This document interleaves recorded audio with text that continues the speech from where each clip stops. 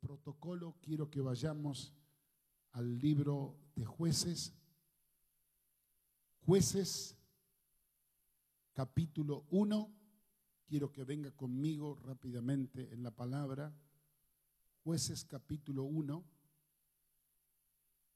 Cuando nosotros miramos el libro de Josué y luego el de los jueces, lo que vamos a ver es una serie de consecuencias de conquista, porque Josué comienza cuando entra en la tierra prometida el pueblo de Israel, y a partir de ahí es una sumatoria de conquistas de pueblos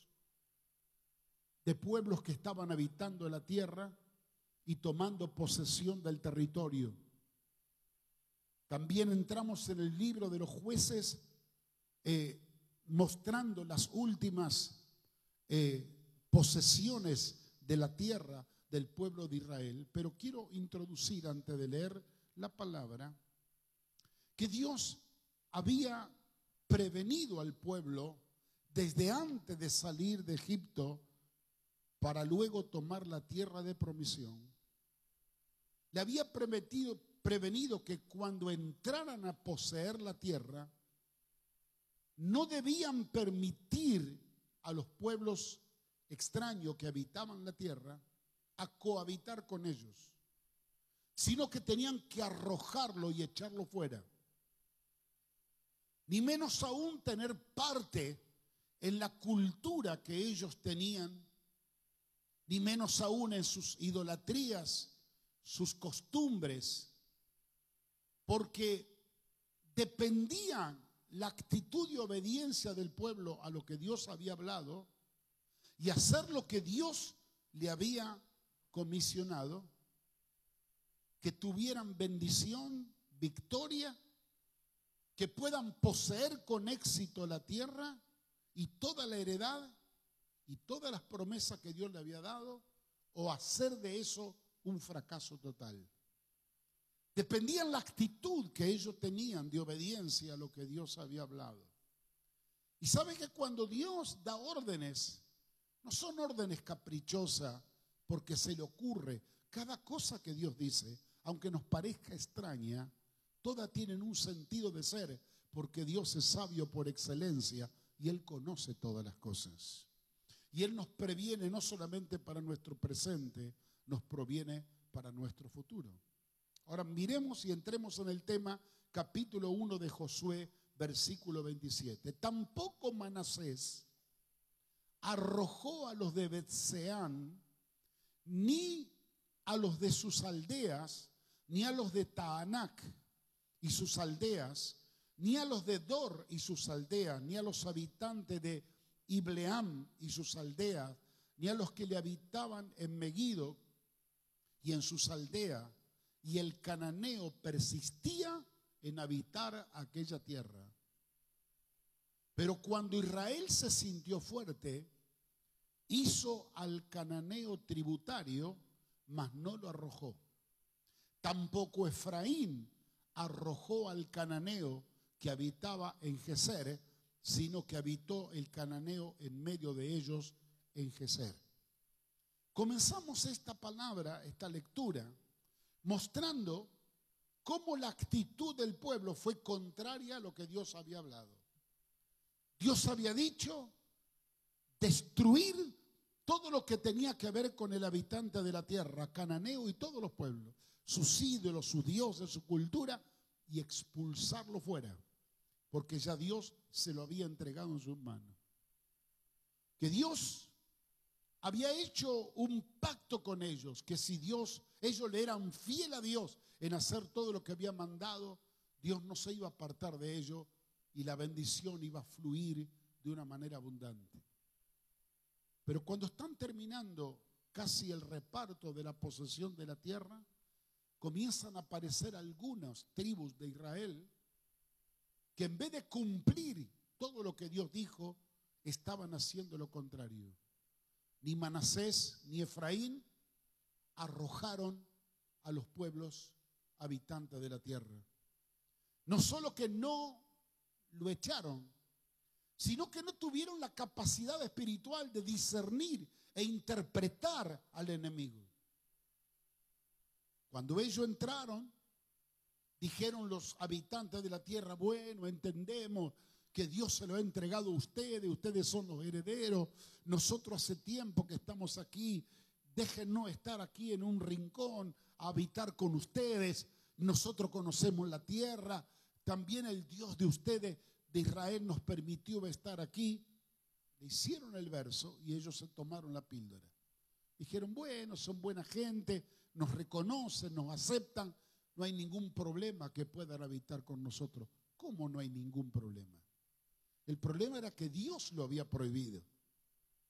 No era por la apariencia que daban ellos hoy o las palabras que decían, apariencia de sujeción, apariencia de bondad, apariencia de poder cohabitar con ellos sin problema. No. Si Dios había dicho que no, que sean expulsados y destruidos todos los lugares de adoración, es que Dios conocía el porqué. Estaba pensando en el mañana del pueblo y en su futura debilidad, que iban a caer en la trampa del enemigo, y muy fácil se iban a torcer de obedecer los mandamientos y los decretos del Señor. Leímos esta hermosa palabra, que en vez de echarlo fuera y tomar autoridad de lo que Dios había dicho,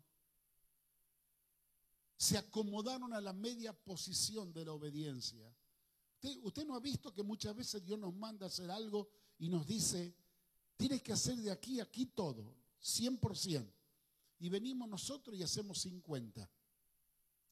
Sí, le obedecimos a Dios en el 50. Bueno, pero los otros 50, quién sabe, tal vez las cosas pueden cambiar y qué sé yo. Eso me hace reír, por ejemplo, consígase el mensaje que prediqué el domingo en la noche. No te unas en yugo desigual con los incrédulos. Fue una palabra muy buena que los hermanos me llamaron mucho de lo bendecido. Llamaron gente llorando, pidiendo perdón por el problema que estaban teniendo por estar unidos en yugo desigual. Esto pasa lo mismo que en el tema del yugo desigual. El Señor dice: no te unas con un incrédulo. Le habla a una señorita o a un hombre. Y dicen algunos, vienen con esta respuesta: bueno, en la iglesia no hay chicas lindas, no hay muchachos lindos.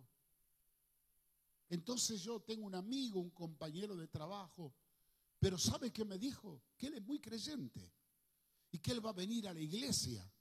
Así que acomoda el mandamiento de Dios por la mitad, lo acomoda como si fuera el talle de su zapato, con tal de creerse que está obedeciendo a Dios, autoconvencerse, pero en el fondo no está obedeciendo a Dios.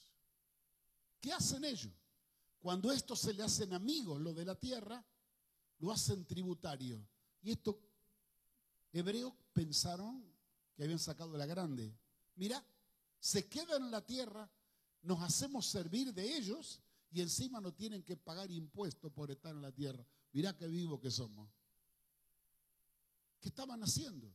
Estaban contrariando el mandamiento sagrado de Dios, que Dios le había dicho: échenlo de la tierra con sus dioses, con sus costumbres y con sus tradiciones, para que usted habite en la tierra y reconsagrar ese lugar que será el destino de tu heredad.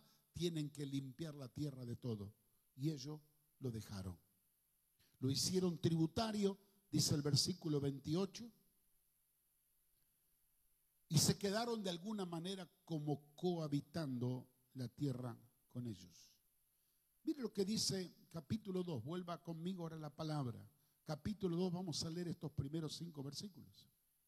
Y el ángel de Jehová subió de Gilgal a Boquim y le dijo, le habló el ángel en nombre de Dios, le habló al pueblo, le dijo: yo os saqué de Egipto, os introduje en la tierra de la cual había jurado a vuestros padres, diciendo: no invalidaré jamás mi pacto con vosotros. Imagínense que Dios había hecho pacto con Abraham de generaciones pasadas, con Abraham, Dios le había prometido esto.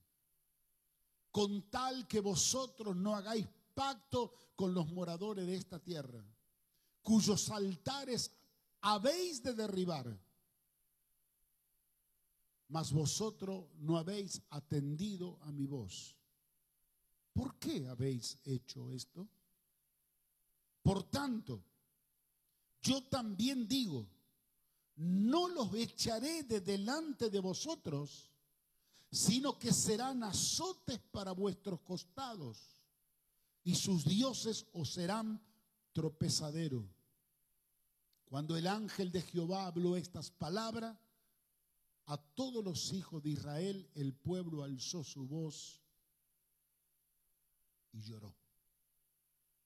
¿Sabe? Con las lágrimas y los lamentos no arreglamos nada. Cuando ya la pata se metió, hay que estudiar y buscar la gracia de Dios para ver cómo sacamos la pata del chiquero. Tuvo que venir el ángel de Dios a hablarle a ellos y decirle, ustedes convalidaron el pacto.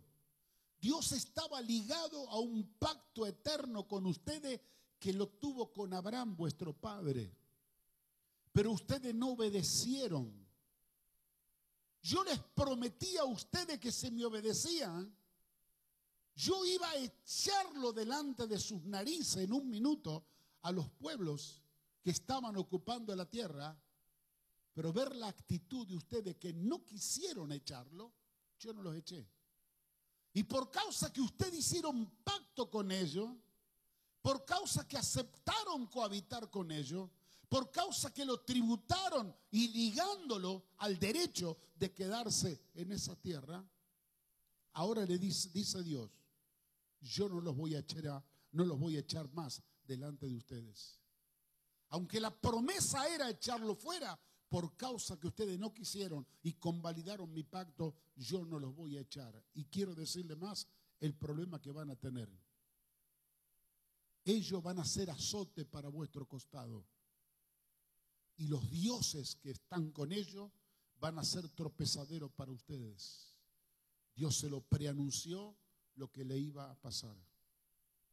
Dice que cuando el ángel habló estas palabras, los hijos de Israel se pusieron a llorar amargamente porque se dieron cuenta del error que habían cometido. Los que no obedecieron, los que no aceptaron la obediencia y lo dejaron en medio de su ámbito, ¿qué pasó con el pueblo? Esto lo vamos a ir viendo despacito cada vez más. El pueblo perdió autoridad sobre sus enemigos, sobre ellos, por causa de la amistad, por causa de la aceptación de la convivencia, por causa de, como dice el verso 28, de tributarlo con impuestos, le estaba dando un derecho legal a habitar la tierra, también a los enemigos. Ellos perdieron la autoridad espiritual sobre ellos.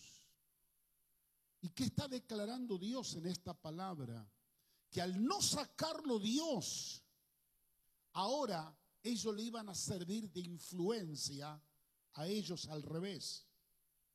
Ahora ellos, los enemigos, al dejarlo ellos cohabitar, iban a contaminar la vida futura de ellos y los sueños y los planes de Dios que iba a tener sobre la tierra y las generaciones futuras iban a ser totalmente contaminantes al punto de perder el objetivo, de perder el plan y el propósito que Dios tenía con ellos.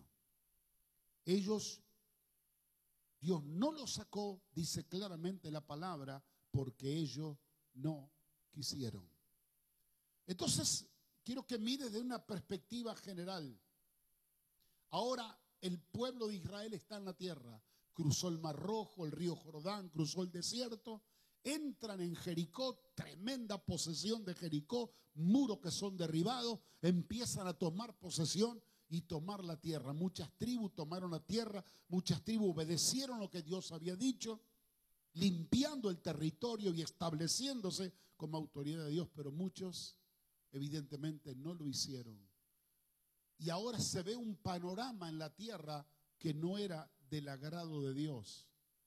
Era el 50% de la obediencia, una promesa al 50% que no podía estar cumplida por desobediencia. Ya estaban en la tierra, ya habían poseído la tierra, pero la tierra no estaba limpia.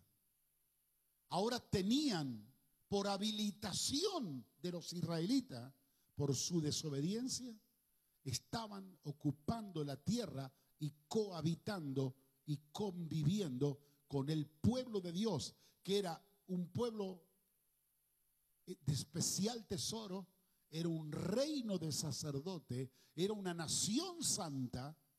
Sin embargo, estaban cohabitando con un pueblo idólatra, pagano, enemigo de Dios.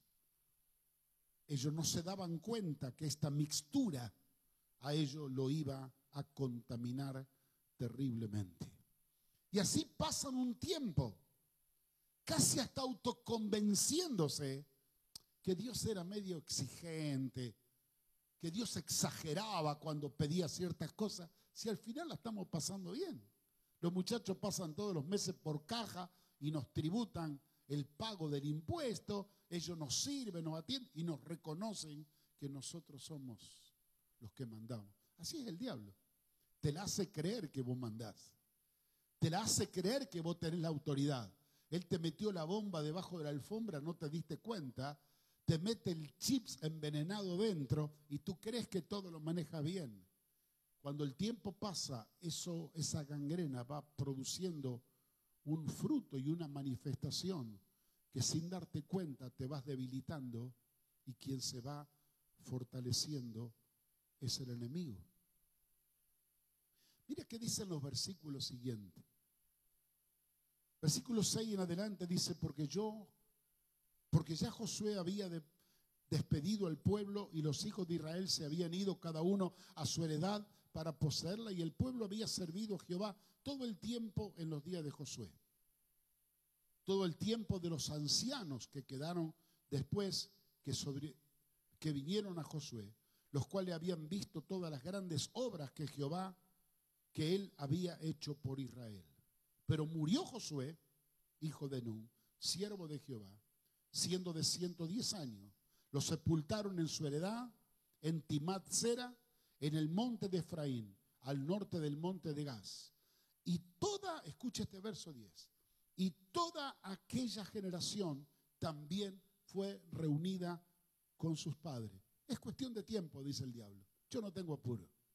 Esperó que se vaya hasta el último miembro de Santuario de Fe. Esperó que muriera hasta el último que daba testimonio y contaba cuán grandes cosas Dios había hecho en medio de ellos. Esperó un tiempo hasta que se le borró de la mente de todos, y como no había esa traslación de testimonio a las generaciones futuras, esperó que viniera una nueva generación que no conocía a Josué, que no conocía al Dios de Josué, que no conocía al Dios de Israel, por causa de que sus padres no habían sido responsables de transmitirle la heredad espiritual. Y ahora nos vemos, quiero que mire esto, ahora nos vemos una generación nueva habitando la tierra, haciendo uso de la bendición de Dios. Porque la tierra era un milagro de la heredad que Dios le había dado por la promesa a Abraham. A pesar que pisaban la tierra de su destino, era la tierra de su heredad, era la bendición de la promesa de Dios para ellos. Sin embargo, los que le estaban habitando, que eran los herederos legales, los hijos del pueblo de Israel, tenían un problema, más que un problema, un problemón y compañía. Tenían a un pueblo pagano que adoraba a dioses paganos cohabitando con ellos, como vecinos, habitando en su propia tierra, que en el tiempo del debilitamiento de Israel por su desobediencia, fue también un tiempo de fortalecimiento del enemigo en la propia tierra, pero con un problema mayor. Esto lo daban por sentado como eso era la voluntad de Dios. Bueno, la voluntad de Dios que nosotros vivamos aquí y que ellos también vivan en la tierra, porque ignoraban la palabra, porque no conocían lo que Dios había hablado, porque no lo conocían al Dios de Josué, ni tampoco habían tenido de sus padres la información correcta. Ellos estaban viviendo en su propia tierra, engañados, desconociendo la verdad.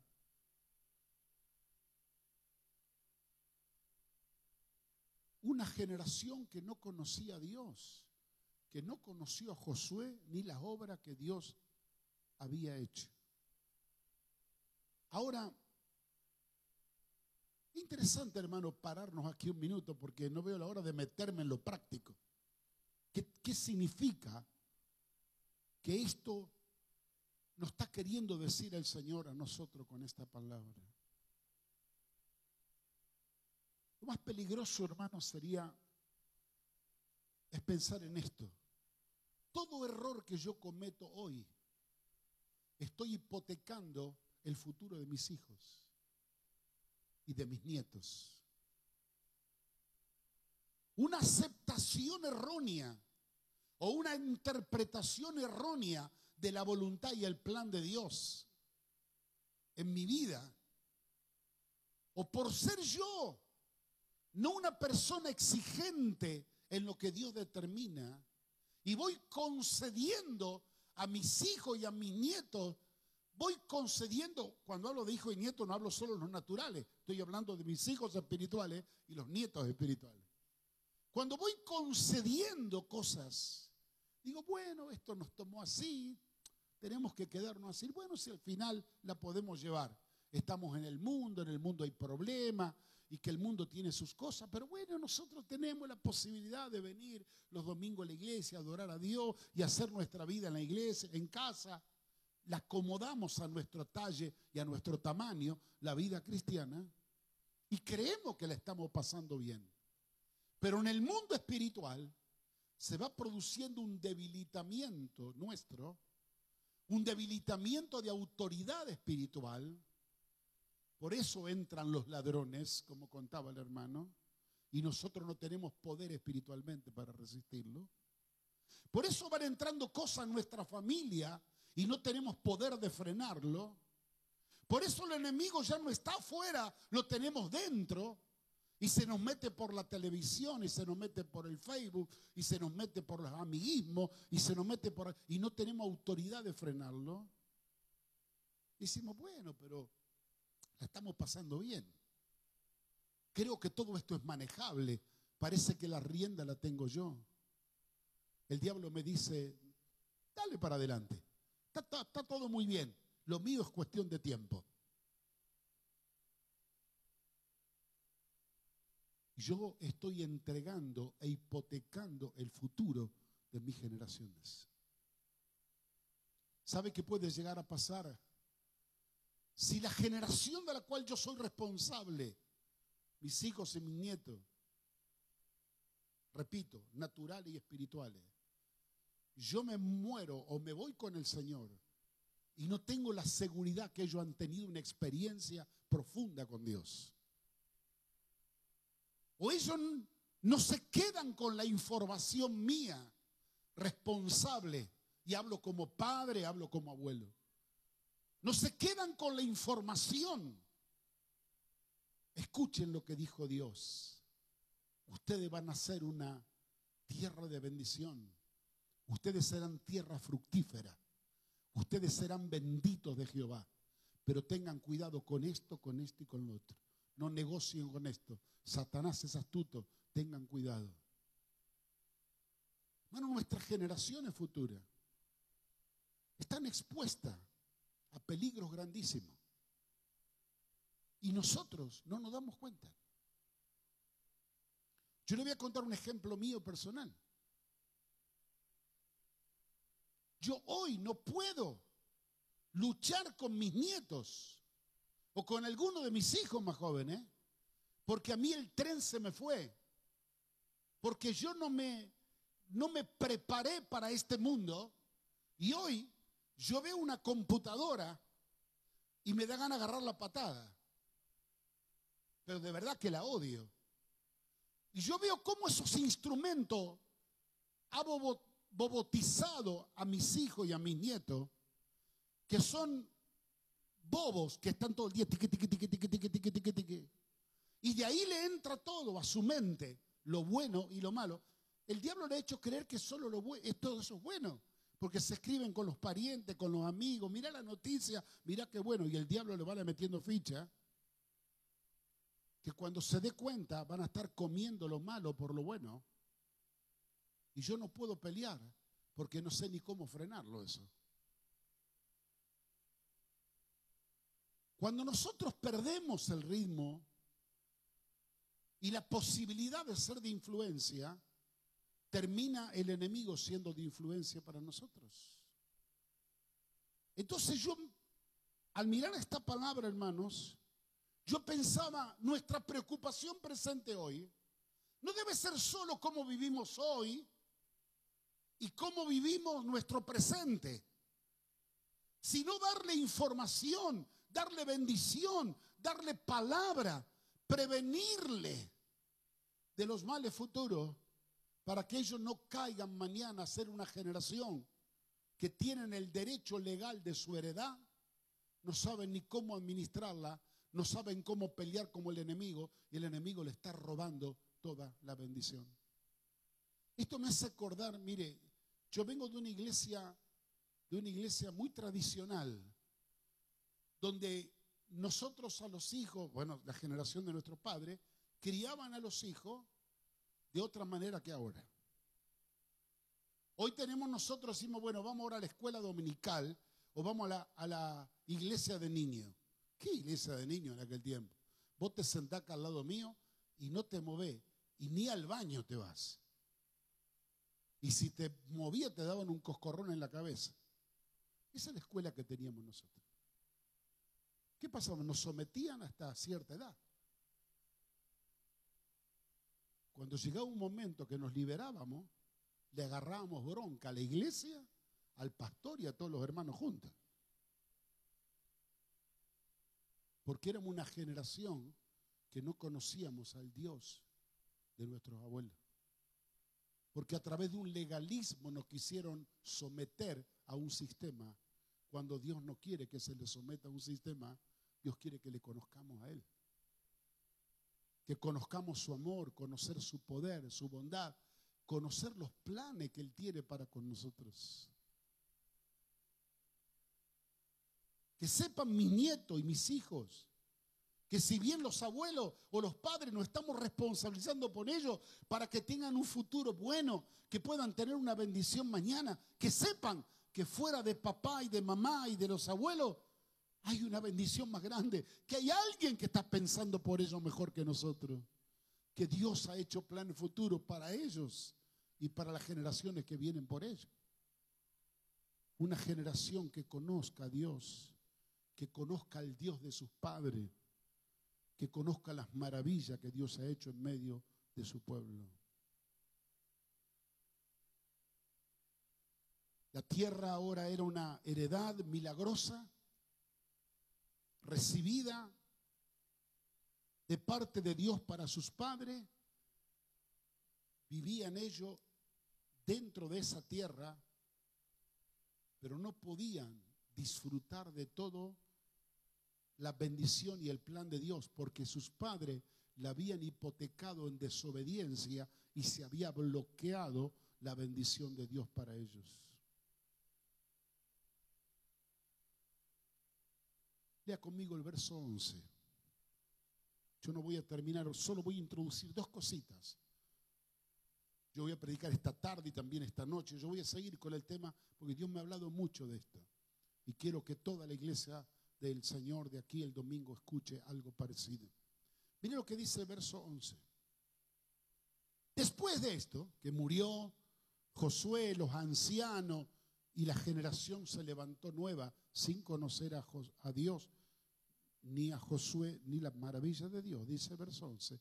Después los hijos de Israel hicieron lo malo ante los ojos de Jehová y sirvieron a los Baales. Verso 12. Dejaron a Jehová Dios de sus padres, que los había sacado de la tierra de Egipto, y fueron tras otros dioses, los dioses de los pueblos que estaban en sus alrededores, a los cuales adoraron y provocaron la ira de Jehová. ¿A dónde, cuando dejaron a Dios y al Dios de sus padres, se fueron a los dioses? ¿Cuáles dioses? ¿Los dioses de cuáles pueblos? Dígalo fuerte. Los pueblos que estaban a sus alrededores, que eran los pueblos que ellos tenían que haber echado y no lo echaron. Satanás dijo, es cuestión de tiempo, yo lo voy a esperar. Terminaron ahora el pueblo con destino, el pueblo con propósito, pisando la tierra de bendición, rindiéndose y humillándose a los dioses paganos. Baal, dioses abominables, donde no solamente les sirvieron a ellos, atrapados y seducidos por un sistema llamado mundo que estaba implantado en la tierra de Canaán, pero ellos no lo erradicaron conforme a lo que Dios había establecido, y ahora comenzaron a comer ellos del sistema y comenzaron a adorar a estos dioses paganos.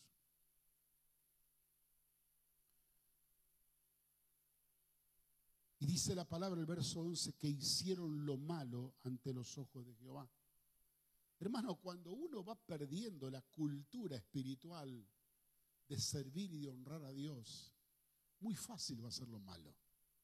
No tiene que ser una persona malvada, porque cuando uno no está abrazando lo bueno de Dios, tarde o temprano, la simiente pecaminosa del ser humano que llevamos acá adentro, por eso nos van a llevar a hacer el mal. Por eso la Biblia está tan llena de tantos hijos de Dios, tanta gente que fue simiente de Dios, que cuando se apartaron de Dios hicieron lo malo.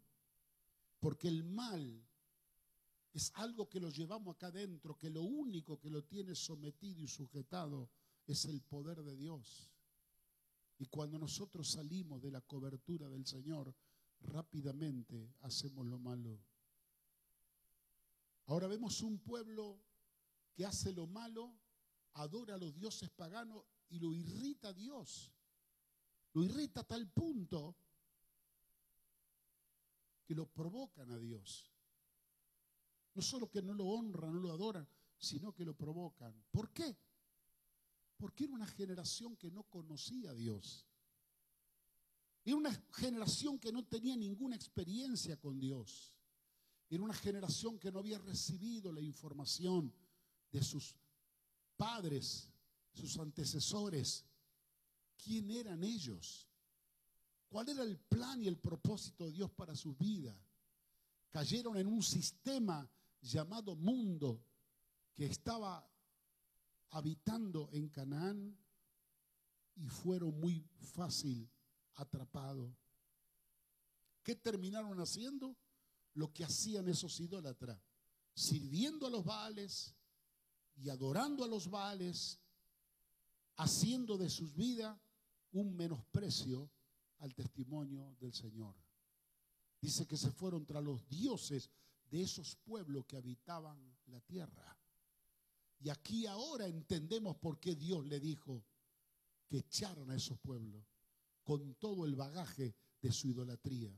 Porque Dios sabía que en la debilidad de ellos iba a venir un fortalecimiento del pueblo enemigo, y ahí iba a terminar los enemigos atrapándolo a ellos. Por eso vuelvo otra vez a la historia de antes. Para usar un ejemplo que es muy común, muy vulgar. No, el chico es bueno, ¿sabe?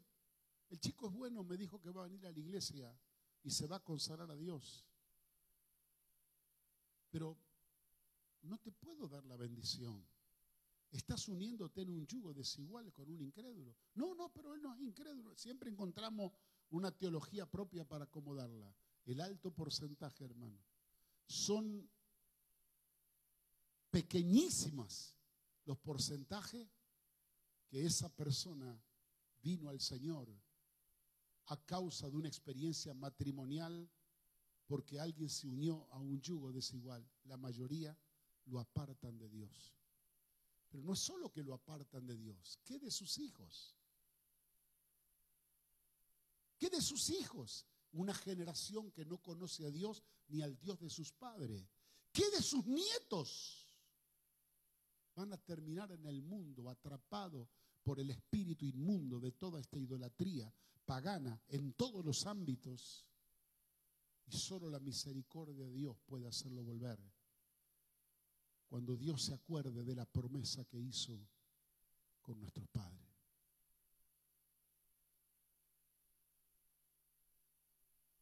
Yo no soy profeta, pero voy a profetizar.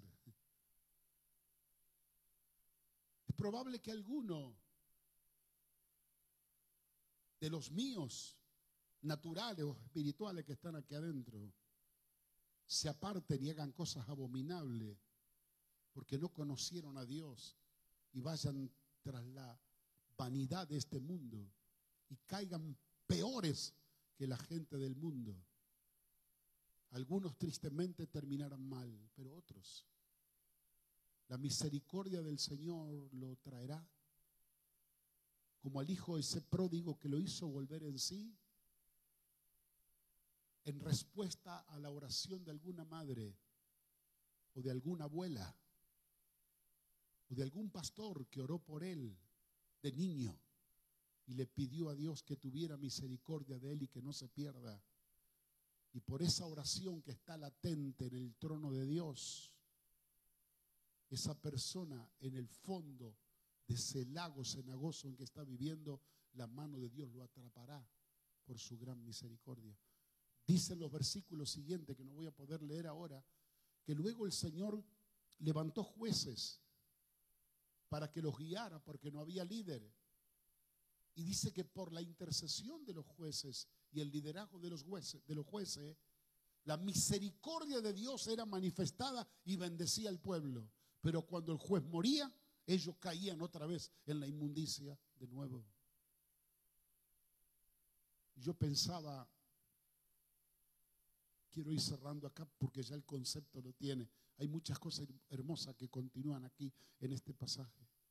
Yo estaba pensando, Señor, hay una lista que yo noté como 10 cosas que el pueblo comienza a perder. Hicieron enojar a Dios. La mano de Dios se apartó de ellos. De continuo caían en el mal. El enemigo prevalecía contra ellos. Habían perdido toda autoridad. La rebelión del pueblo se estaba manifestando en gran manera.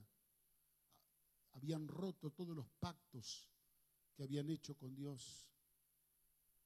Y una de las cosas que el Señor hace, dice, yo había prometido que le iba a sacar a todos los pueblos, ahora no les saco nada y se los dejo para que sean su aguijón. Ahora ustedes van a tener, ya que aceptaron convivir con ellos, van a tener que buscarme. No como era el sueño mío, hacerlo vivir solo en un ámbito de gloria, ahora me van a tener que buscar en medio del dolor de esos dioses paganos y de esos ídolos inmundos, la cual ellos adoran. Ustedes me van a tener que buscar en ese lugar. Señor, yo les decía, ¿qué me querés decir con todo esto para que yo pueda transmitirle al pueblo? La primera cosa que yo resumí de esto, si mis cosas andan mal, evidentemente es porque Dios ha sacado su mano de bendición de mi vida.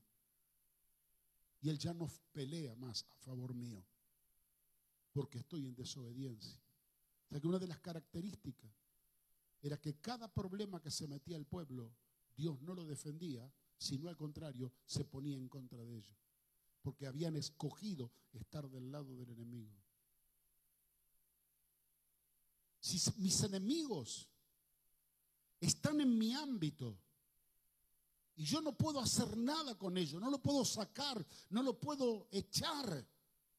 Se manifiesta ese cumplimiento de la palabra, que el ladrón viene para robar, matar y destruir, y me destruye, me roba, me hace daño en todos los ámbitos de mi vida, espiritual, moral, físico, económico, en el ámbito de mi familia. Es porque habré perdido la autoridad espiritual por mi obstinación y mi desobediencia. Y evidentemente la mano de Dios no está conmigo. Porque no quise yo apartarme de estos pueblos que me iban a contaminar y permití cohabitar con ellos. Ahora sus prácticas, sus hábitos y su influencia ahora están sobre mí. Y Dios me dice que no me los va a sacar. Seré yo el que tendré que pelear si es que amo y quiero consagrar mi vida a Dios. Para ver si estoy dispuesto a servirle y a cumplir sus mandamientos. Yo esta mañana muy temprano, mientras leía la palabra, le decía: Señor, ¿qué podemos hacer si hemos caído nosotros en ese error? El Señor me mostraba cómo es el camino siempre más fácil que Él prepara. Él nunca hace las cosas difíciles. El Señor dice en su palabra: volveos a mí y yo me volveré a vosotros. Así rápidamente. El Señor me dice: si se arrepienten de todo corazón. Arrepentimiento es tener la contrición en el espíritu del dolor de haberle fallado a Dios y cambiar de dirección. Una persona llamó llorando después que escuchó el mensaje mío el domingo a la noche y dijo: yo estaba cometiendo un error gravísimo en un yugo desigual, y lloraba. Dice: me arrepiento y voy a abandonar todo. El quebrantamiento del arrepentimiento te tiene que llevar a cambiar de dirección, a abandonar lo que estás haciendo, volvernos a Dios. Y Él se volverá a nosotros. Y yo le aseguro una cosa, hermano: si Dios se vuelve a nosotros, en un minuto, Él tiene poder para destruir a todos nuestros enemigos. En un minuto Él quebranta todo el mal y deshace toda la obra del diablo que nosotros le hemos dado convivencia por desobediencia. Dios tiene poder, pero lo hará cuando nosotros nos hayamos arrepentido de corazón, nos hayamos vuelto a Dios de verdad. Señor, algunos tuvieron la oportunidad de conocerte sin pasar ninguna prueba, ninguna dificultad. Otros te tendremos que conocer después de duras experiencias, por haber practicado lo malo, por haberme metido en terreno que no me correspondía, por haberte desobedecido. Hoy estoy confrontado a una situación que en medio de mi dolor te puedo conocer. Aunque así sea, bienvenido sea, porque lo mejor que hay es conocer a Dios. Y una vez que le conozcamos a Él de verdad, quién es Él, qué representa para nosotros, los planes de eternidad que tiene con nuestra vida, cómo Él quiere tomarnos de la mano y llevarnos por esta vida, una vida de triunfo, de éxito y de bendición, vamos a ver que vale la pena honrar y servir a Dios y no desobedecerlo. Porque no solo llevaremos nuestra vida bien, no solo haremos sobrellevadero nuestra vida y la de nuestra familia, en los días presentes estaremos asegurando un futuro glorioso para cada uno de nuestros hijos, nuestros nietos y nuestros bisnietos. Por tal motivo, mi hermano, de tu actitud depende el futuro de tu generación. Y con el peso de esta verdad revelada en la palabra, somos nosotros los que en esta mañana tenemos que tomar una decisión. Nos ponemos de pie y vamos a orar al Señor.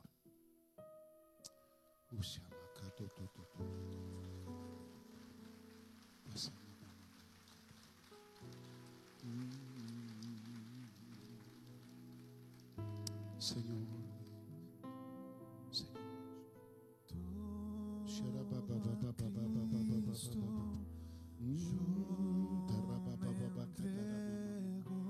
Gracias que tú eres un Dios de generaciones. No solo sos un Dios personal que te interesa por mi presente. Eres el Dios que arregla mi pasado y preparas un camino bueno para mi futuro. Ten piedad de nosotros.